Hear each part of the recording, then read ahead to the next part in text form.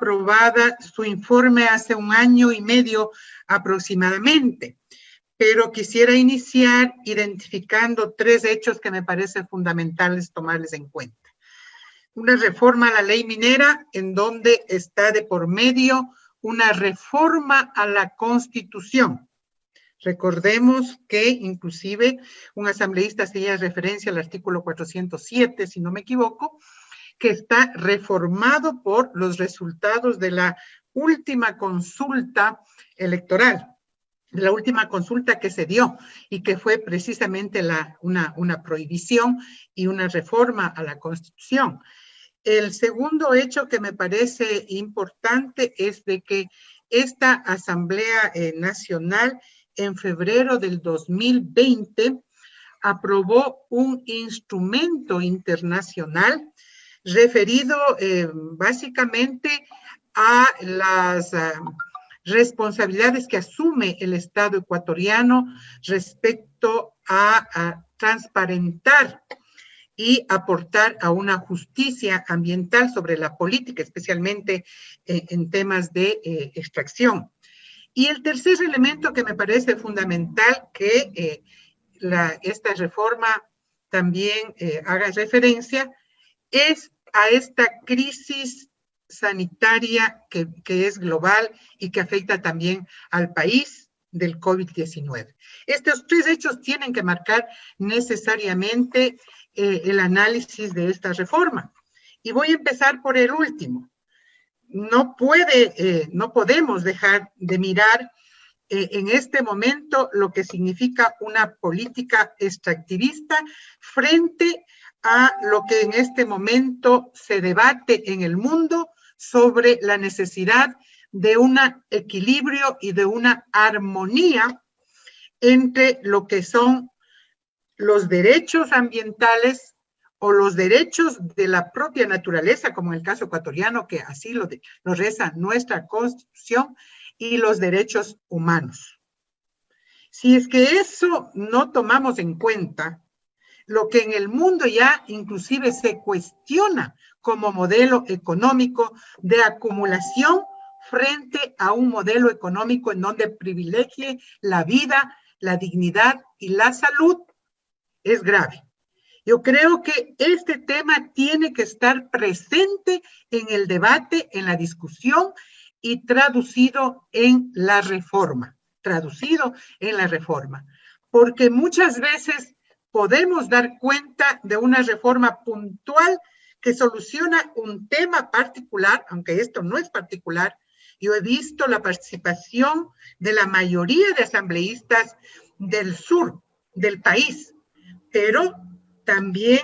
con la intervención del asambleísta de la provincia del Carchi, general Yandún, y quien habla de la provincia de Imbabura, estamos dando cuenta que el tema de la minería no se focaliza en un solo territorio, sino que afecta al Estado ecuatoriano, afecta a todo el territorio. Y por lo tanto es imperioso tener esta visión de integralidad en el país. Hay alguien que decía a propósito de esta pandemia que la realidad superó la legalidad. Y muchas veces este ha sido argumento para decir que la realidad ha superado inclusive la Constitución en el tema tratándose de la minería. Tenemos una Constitución que tiene derechos de la naturaleza, pero que sin embargo la realidad supera y tenemos una clara política extractivista en donde los derechos de la naturaleza no han sido tomados en cuenta. Yo creo que este es un tema pendiente. Alguien decía, necesitamos una reforma integral que incluso pase por tener un modelo de gestión pública concreta respecto a tener una clara política inclusive de los beneficios y de lo que podrían ser unas regalías mucho más beneficiosas a los países,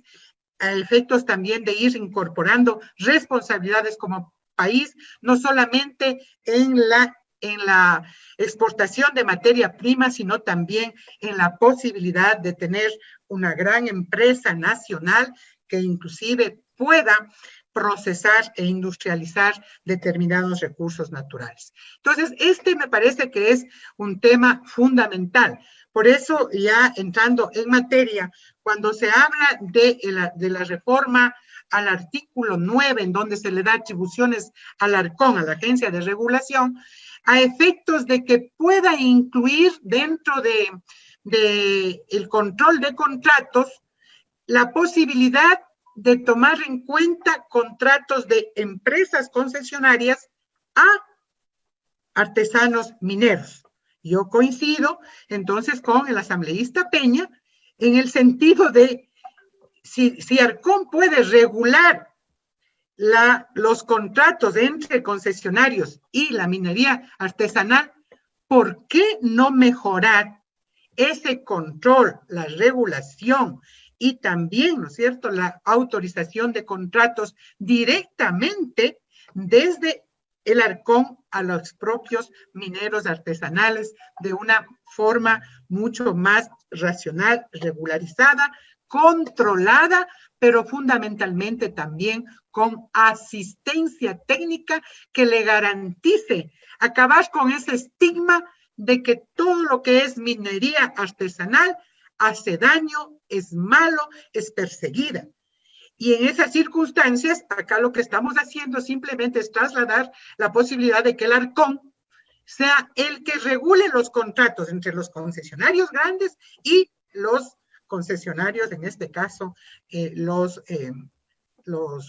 mineros artesanales. Me parece que este es un tema que hay que seguirlo profundizando. En el artículo 16 sobre la protección constitucional y convencional, o sea, de los territorios ancestrales frente a las actividades extractivas. Yo quiero decir que la prohibición que se señala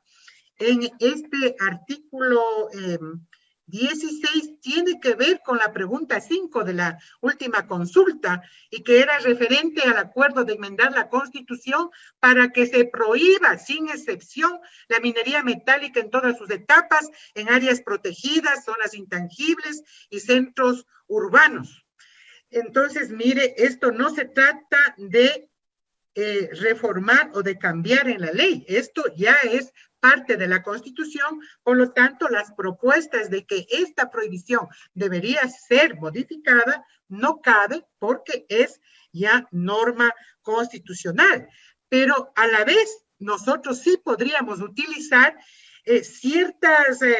estándares internacionales que también nosotros nos corresponde el incluirlos, por ejemplo, respecto a la opinión consultiva OC 2317 de la Corte Interamericana de Derechos Humanos, en la que se sostiene la estrecha relación entre la protección del medio ambiente y la realización de los derechos humanos, la garantía del derecho de propiedad individual, pero particularmente nos habla estos estándares internacionales de la propiedad colectiva de los pueblos ancestrales, en este caso de los pueblos indígenas y afrodescendientes, porque tiene su vínculo con la cultura, con su desarrollo y con su supervivencia. Por eso yo creo que más bien a esta prohibición que se lo propone para el artículo 16, a más de las áreas protegidas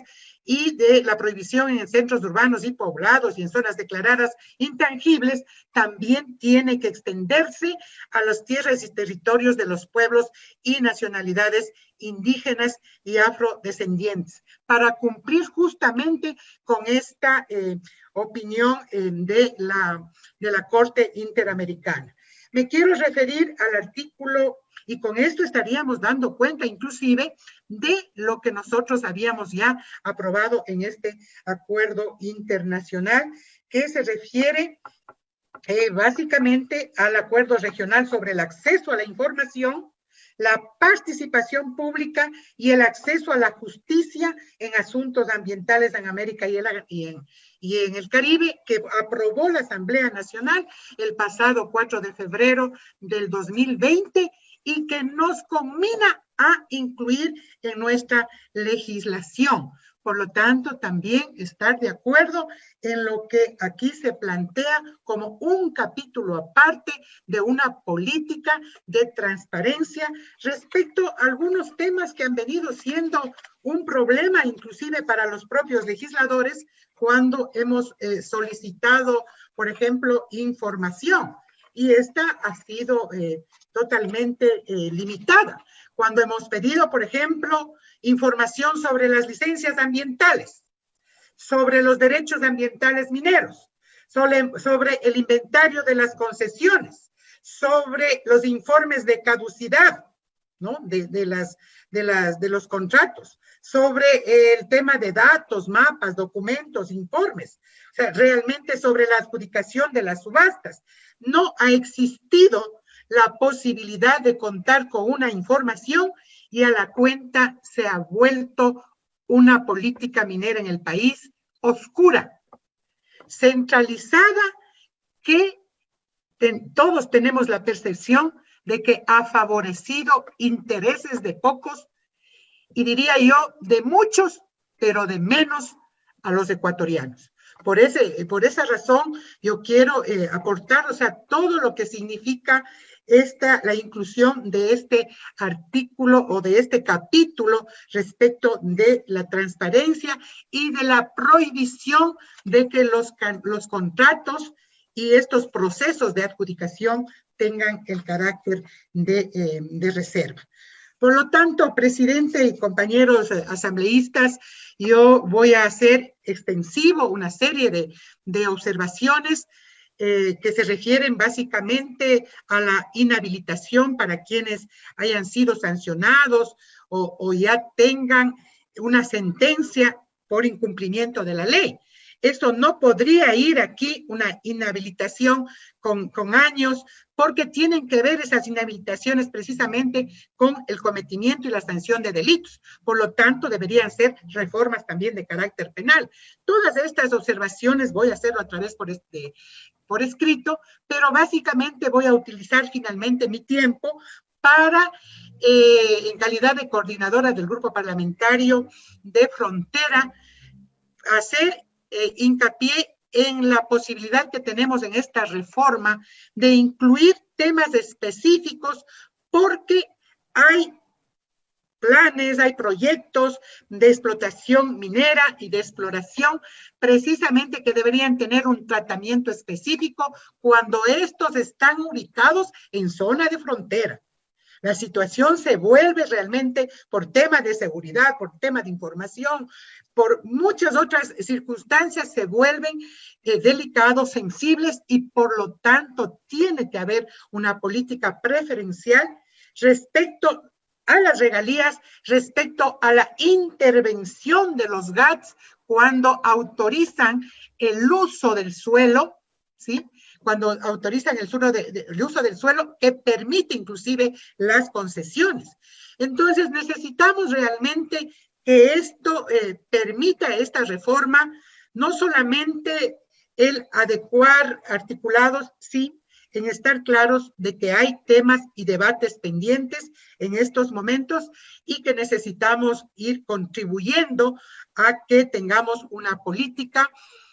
en donde el extractivismo no sea lo primario y la actividad sobre la cual hay que volcar la solución a la pobreza. Porque si bien es cierto, la minería artesanal ha sido desalojada, despojada de la posibilidad de un ingreso o de una fuente de trabajo, sin embargo, vemos y creemos que esta no es la solución al problema de la pobreza y más aún en estos momentos en donde es la vida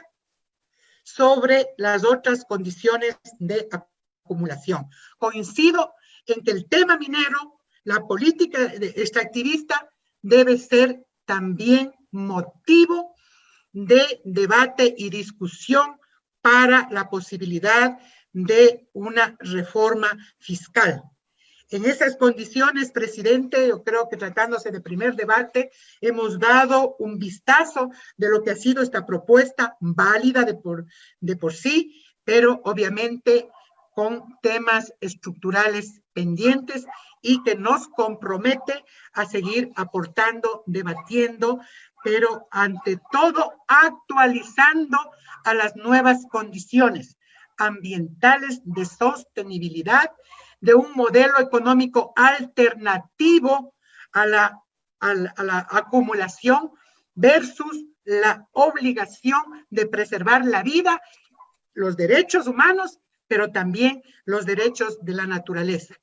Gracias, presidente, entonces, por esta oportunidad de hacer estas observaciones generales y el compromiso de puntualizarlos a través de las observaciones por escrito. Gracias, presidente.